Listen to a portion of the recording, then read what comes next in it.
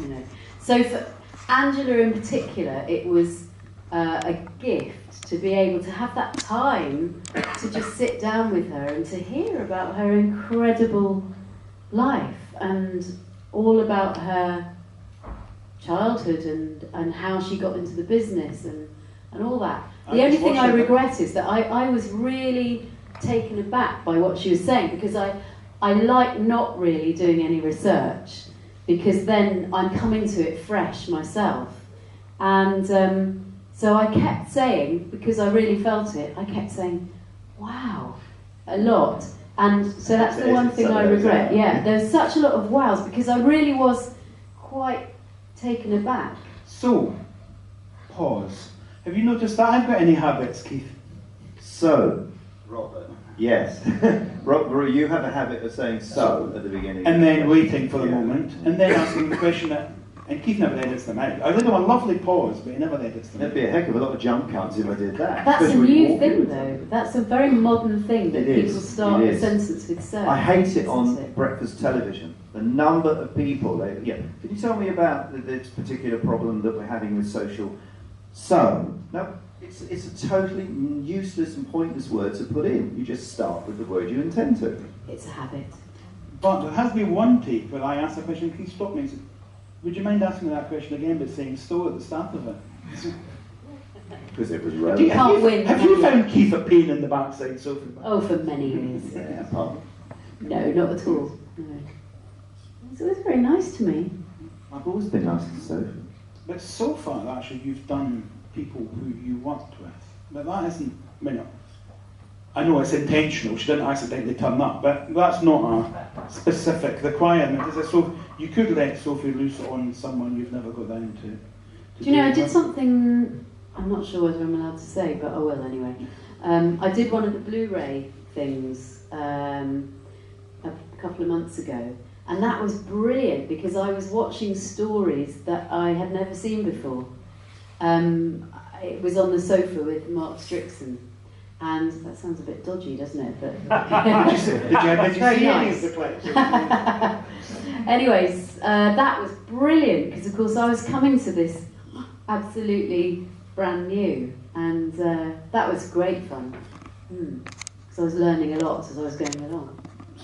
I'm certain that Sophie we will interview people that you have to do some research and stuff. Oh yes, people that she didn't work with. But it just with Bonnie, it's just ask me, don't you? Just feel free to ask me if you. Yeah, he's running real time now. The funny thing is, Robert and I, we lived near each other, which is pure coincidence. We didn't know until we started working together virtually. I did, and he did. Yes. And we often go out for a drink or for a coffee or a curry, and we'll sit there and he'll tell me what I'm going to be doing for the next year. You know, because he has such a knowledge of the programme and comes up with ideas that I really wouldn't come up with. And I have more than once went, yeah, but Sophie should do that one, or Nick should do that because there's a. So you better start being nice to Robert as well, then, Sophie. It's a match made in heaven, folks. I'm just checking. I don't want to tell you to go away, but I'm checking. Oh no, what is the time, anyone? Anyone tell us the time? 25 to 5. Oh, that's okay. You've got a few minutes? I've got a few more minutes, yeah. Okay. Can I ask her? Well, I the only thing I was going to say, that it's almost a slight shame that Sylvester's was done, because you would have been the ideal person to interview Sylvester's. I was thinking, possibly, you've heard it here first, guys. This is funny. I'm asking Sophie if she'd do something in front of an audience. I was thinking it might be quite nice to do an update for Sylvester. Well, because he's done so much since we put it on Paul McGann's year's yes. tape, because his era tape, because of course Sylvester did the movie with him. Yeah. And that would be after his Mythmakers as well, so he didn't talk about that before. Yeah. And Paul and Sylvester have known each other. And you can persuade Sylvester. Years. We know, we just of course. Yeah. Okay, there you go. That's what we're going to do. Paul and Sylvester go way back because Sylvester. I can't remember how they actually met initially, but he's known Paul since Paul was a teenager. Wonderful. Way back. Okay. Oh, he did. See? He knows. Yeah. So I'm looking forward to Bonnie. Paul still calls Sylvester Kent, doesn't he? No, he calls him McCoy. It's Dave John calls him Kent. Because he's known him for that long as well. Yes. Well, Dave John who was in Survival with me. He was one of Ace's gang, Dave was a sort of a teenage actor, child actor, and he worked with Sylvester on a wonderful series, which I hope you can get on YouTube. I'm sure you can. With a big Jim and the Figaro Club. Really lovely, lovely, gentle comedy. Brilliant. It was a bit like a sort of precursor to Auf Wiedersehen, Pet. It was that type of show. And Dave played a young guy in that. And they got on so well. And in fact, they're still best mates. And Sylvester is Dave's son's godfather. And Dave I work with quite a lot now because he does a lot of voiceover stuff. In fact, he does dubbing for this programme called Doctor Who. Yeah, so he hasn't forgotten that. Yes, there's lots of background mumbles. I worked with, prior to this, about 6 months ago, I worked with Dave on an audible drama, and he got to play a copper.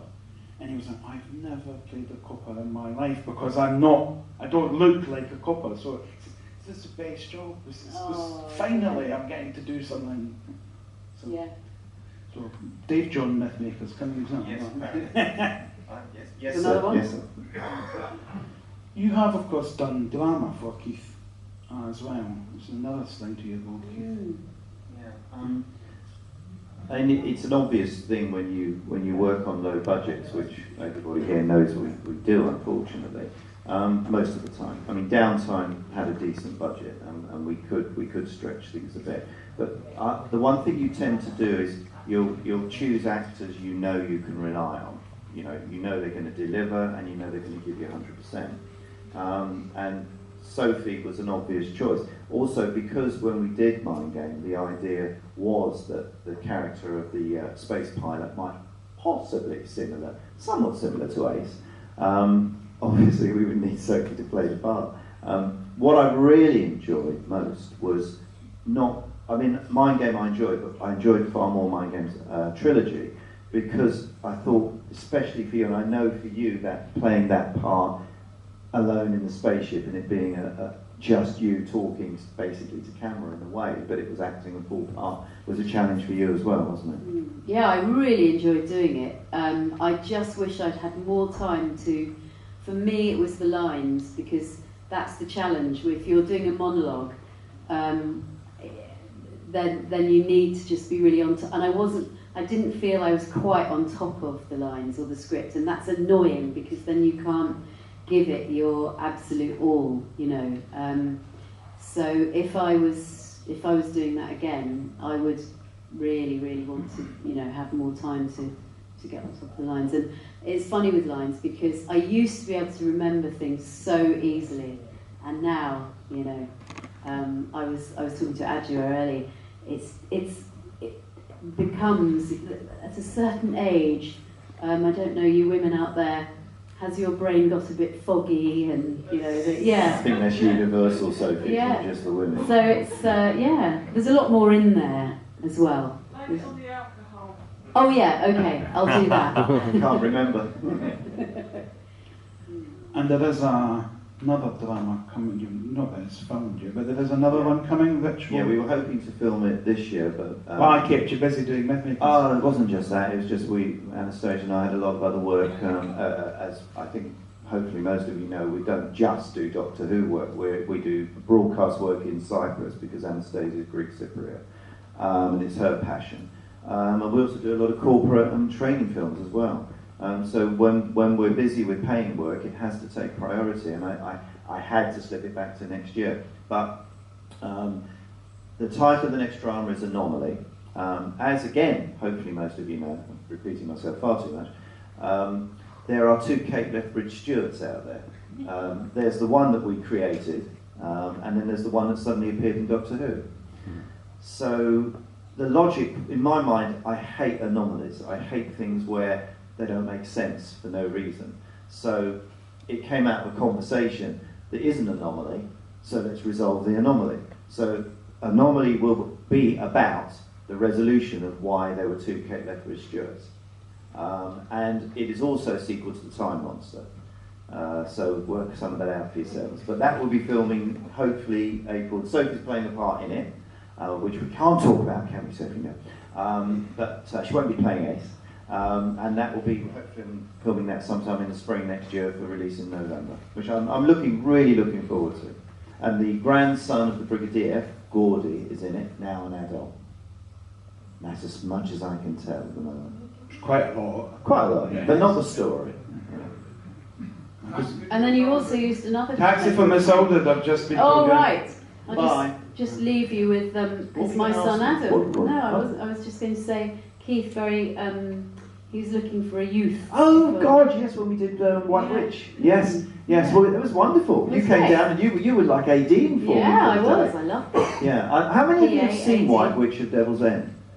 Okay, the rest of you need to go and buy it so you know what Sophie's Well, we'll talking talk about that in detail in a moment, but Adam is in it. Yes, Yeah. he's because you were looking for a youth, weren't you? There was a Yes, youth it was mentioned. specifically we needed somebody of a certain age to play this part, and I don't remember why I thought about him. I think because you told me he was done a bit of acting, which of course he has. And it was just one. I would go into a long conversation we can't have about the day we shot the bevs and the fun we had actually shooting it. And his yellow wig. Yes, blonde wig. So said I can't find a wig for him, and he has to be sort of ethereal Aldred-like. And I just bought this wig online, and this blonde wig. We put it on him, and he's got dark hair, and we just both went, "God, you look great." And he's going, Well, as a viewer watching it, because Adam's got dark eye, because he's got dark colouring, putting that wig on did look otherworldly. Before he did anything else, you did go, there's something uncanny about that. It doesn't quite match. So And there was something weird because when he put the wig on and he suddenly had long hair, I just thought, because he does look a bit like me, it was weird. It's like, gosh, I could see myself in his face. It's very bizarre. "Yeah, you really see the features of your son Yeah. being from you, isn't it? Yeah, because I know how that's been with Harry, which is a weird thing. Yeah. I'm not giving Right, you lot. I've got to go. everybody, Sophie Aldred. Thank you for having me. It's been a lovely day. I've been Angela Bruce. And I'll see you soon. Bye.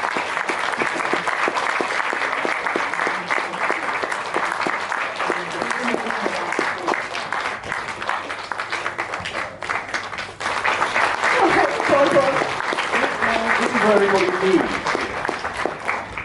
Can I just, because I couldn't take my eyes off Sophie Aldred, so I was, who put their hands up to say they had seen White Witch, or something, what's it? White Witch of Devil's End, yeah. because there's lots of different titles. I'm actually surprised. There's not as many people. This sounds so arrogant. I didn't mean it that way, but I'm surprised not as many people have seen. Have you still got some on the stall? No, it's sold out. Oh well, it's a sellout. Should have brought more copies. Should have brought more copies. But let's backtrack a bit and talk about that. How did that come about? Well, when we did Damaris's Mythmakers about 4 years ago, one of the things that struck me meeting Damaris, and Anastasia and I did it together, we went to her home, was although she is of an age and couldn't move too well even then, how much her brain was still absolutely sharp, and she would desperately like to do some more work. And when we came away, I said to Anastasia in the car on the way back, I said, it would be lovely if we could do something with Damaris. Is there anything, that we could think of? And it's sort of natural progression, isn't it? She played Olive Hawthorne in The Demons. Could we do something about Olive Hawthorne? And driving along, we're saying, well, the only thing we could do possibly is a talking head drama, because we knew she couldn't act in the context of walking around and playing against other actors. So it seemed logical to go for a talking head, and that's really where it came from. And then I contacted David and Sam, because the other thing we thought was if she is going to be static, we ought to do individual stories, break it up, rather than her narrating one big story, have lots of short stories. So we'd rather have more than one person writing them, so each one has a slightly different slant, slightly different feel. And the one person that immediately came to mind was David, because he's got, if it's the right way of saying it, a stable of writers who are able to write fantasy. So went to David, and David and Sam took it on. But the original idea then was that it would be Olive telling us stories. Yes, it was from the start. It would always be Olive narrating her life to Cam.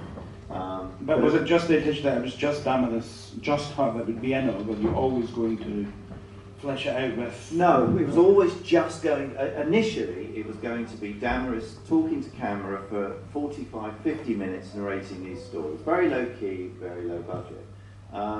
But, some of you have heard this story, and it's certainly in the making of. I was busy, very busy with other things. I got the scripts in.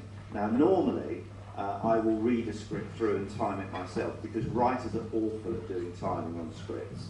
They tend to sort of read it and that's not the way filming is made, obviously. You know, I went down the street and I saw that man. And he did it. By the time you time it out, it's a lot longer, but I didn't do that. In fact, both David and Sam, the writers, and Matt Fitton, who script edited it, had all sort of timed it only about an hour, they're saying. So we went and filmed it, recorded it with Damaris, and it came out in nearly 2 hours. And the problem then arose, I couldn't edit it down because she is talking a story. It's not like you can cut that scene out, it doesn't matter. She's narrating a story, so the story has to stay as it is.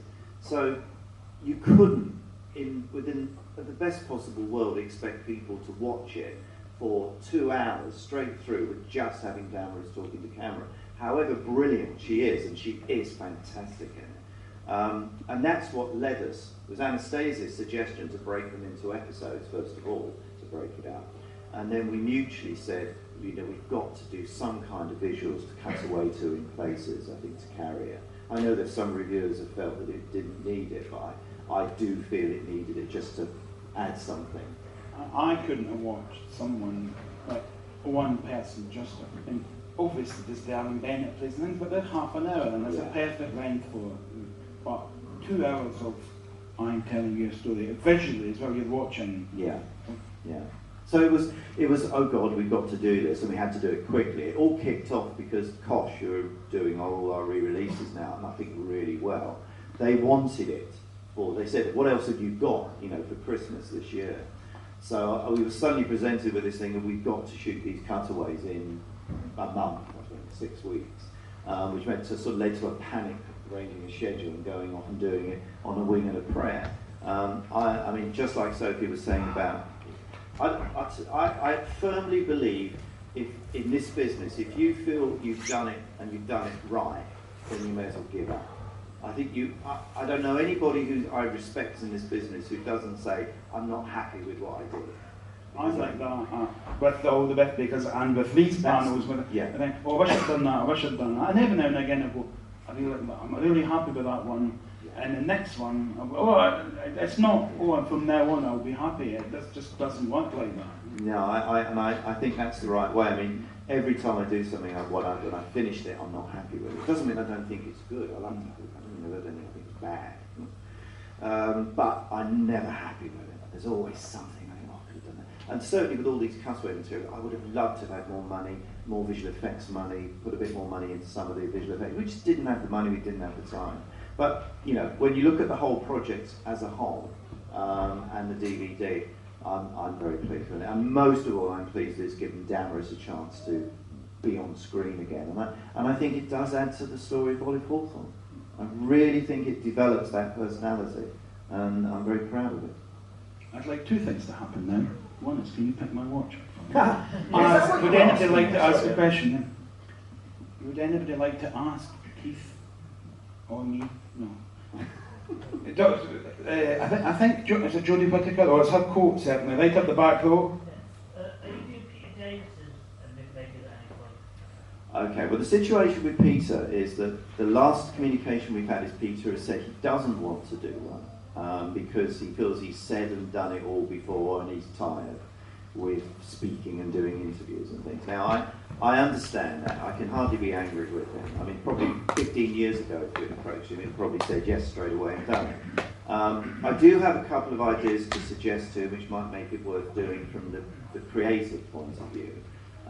But if he doesn't do it, his year's tape will go ahead and we will do a Mythmakers on him, but I won't tell you how we're going to package it, but it will be more, in a more humorous way, but we will do one. But I'm still keeping my fingers crossed that he will do it, but I obviously respect his decision, however upsetting it is for me personally, because I would love to get all the classic Doctors, you know, as a set in them, but you know, that's life, you can't win them all.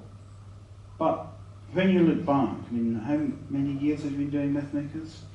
Well, I think we formed real time in '84, so what is it? For nearly 35 years.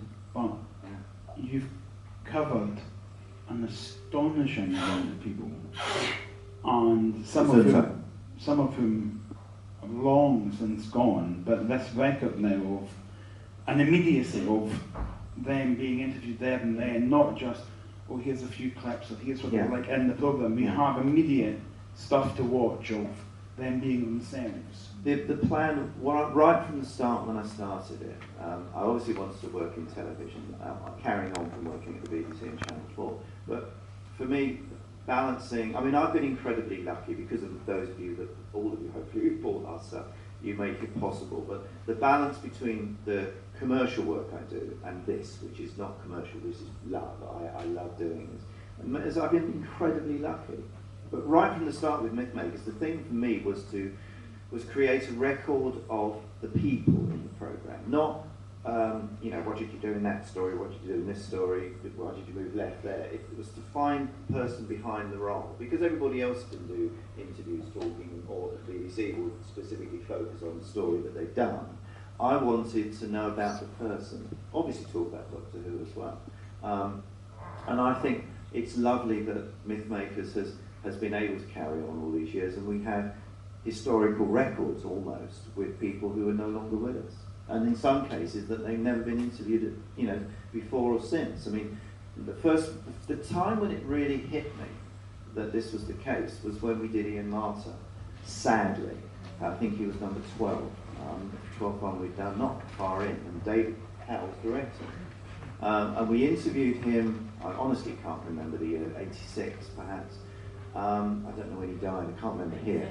Yeah, so it would have been. That's not bad, is it? Memory's still working. And we finished the film, and we had a wonderful day with him filming. He was such a nice man. I don't know those of you who've met him. Time for everybody. Very humble, actually, as a person. And finished filming. I went home. All had a lovely time. Got back. Sent off the. With that time we did little stickers to go on the VHS. I remember this. And he signed them all, sent them back, sent all his photographs. I asked him once, and literally, as soon as that happened, I heard that he'd died. It was about a month afterwards. And that was, it's not often I'm shocked in life, but I was utterly shocked. I was dazed for days. I couldn't believe it. When you spend some time with such a force, a lively person who really entertains you. A month later to hear that they've gone in such sad circumstances as well, it really hit me and made me very upset. But at the same time, I suddenly thought, my God, thank God we did the interview. Even then I thought, God, at least it's there forever. And that's what made me start thinking it was a legacy, not just something to do. Does anybody else have anybody want to shut up? If you know what I mean. Right, I saw you first, so I'll go next.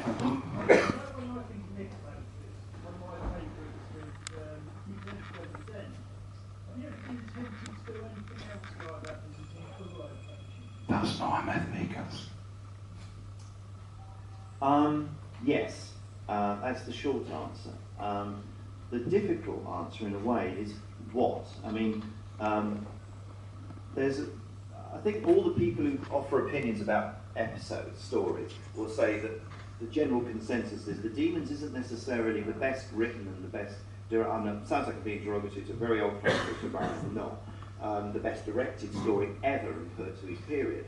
But there's something about it that is unique and special, and I think it's why we all hold it in such high esteem. It's also wonderful because it has the group of unit in it, and that's what made it special. I would love to have done something similar with a different Doctor. I've always wanted to get Peter's team to go back on one of his stories. But obviously, because of exactly what we were talking about earlier, that Peter isn't too keen on doing the Mythmakers.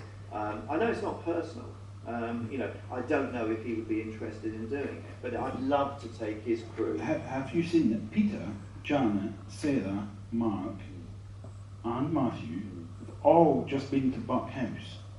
Really? We did that first Yeah. Why did they go there? for the new Blu-ray, Oh, the BBC Blu-ray. Yeah. Well, there you They go. took Mark Sexton along, Ah. and I was watching them. I saw this trailer for the Yeah. thing. I didn't know. I know it. Funny, because we talked about doing that, didn't we? Virtually. And well, you didn't tell me they'd been to No, Buckhouse. you didn't, did he? Because we told We took maybe him he to Buckhouse. suggested it after I'm back. Yeah. But yes, to answer the question, I'd love to do that, but I think it's only really, Davison, that we could do that with. I don't think you can get that kind of bonhomie with the You group did of take people. Tom to the Android invasion. Oh yes, for his Mythmakers, For his- which is for- a normal thing we do. Yeah. Yes, was that the Mythmakers as well? That was Just the that was the Mythmakers, yeah. Mythmakers. Who on Earth is Tom Baker, which is one of the most idiosyncratic, weird productions I've ever done, was Tom and Sue, his wife. Basically, I just let them run riot. I just let them do what they wanted. And I said to Robin, the cameraman, I said, look, we'll just do what they say. And he looked at me and said, you sure? I said, yes. I mean, Sue was a director, but I think Southern? Yes. Yeah. And so she knew what she wanted, and Tom knew what he wanted her to do. So I think letting them do their own thing was, I'd have never shot him talking to a parrot. But it's brilliant. It's Tom. So I love that production. I've got fond memories of that. But I'm always thinking about this kind of thing. But I think Davison is the only one I can think of that I could get a group like that together again. The wonderful thing about Return to Devil's End, it's not the best produced thing I've ever done, really, but it's the bonhomie between the actors all together at that location. I've just been told we should be winding up, so quickly. Oh, right. Okay, sorry. I'm having the 5 minutes. Yeah, the 5 minutes we didn't get. Quickly, do you want to tell people what's in the can, or do you want to keep that to yourself for the moment? Well, actually, you can help me. I mean, briefly, what one sees my memory as well. I'm on some of them, so yeah, I'll okay, remember. yeah. Stuart Bevan interviewed by Katie Manning at the Capitol last year in the TARDIS, which is brilliant. And I sat just behind the camera watching it all. Katie does a proper, and it's a Katie Manning job. It's a Katie Manning but job, it's also a proper interview. She isn't just being Shane Rimmer. I did that. What an honour meeting Shane. Yeah, an honour meeting Shane. What a gentleman. Yeah. Prentice Hancock. I did that. Who's that? Nick Joseph. Nick Joseph. Is that it? Is that all the ones we haven't released yet? I With did. Michael Jason Michael is Jason coming out soon. It's coming out soon. You've been abroad. Neil DeVille Shaban. And I did Eric Roberts in LA about a month and a half ago to go on the Paul McGann years when we do the Doctors and Paul McGann. So that was wonderful. I really enjoyed it. And I'm so pleased that you flew me out to LA. No. No, because his wife interviewed him, who was also in the film, Eliza. So, this is one thing, the one great benefit. I've missed not working with Nick. I mean, that as a friend. Thanks very much. But I love working with you, bitch. No joke. But it has. I think you can get away with bitch. What you can't say is. That. But what I am so pleased about is the ability to expand the kind of people who can do the interviews. That has opened doors that I'd never thought about. It's brought new life to Mythmakers, I think. Thank you, first of all, for letting me join and do this thing. A privilege. And for joining us today. Oh, thank you. Thanks for coming and Thank you. If you're still at the store, come and see Keith and me if you want to. Thank you very much. And that's me done for the day. It's always a pleasure at Whooverville. Thank you all. Cheers. Oh, yeah, thanks for inviting me.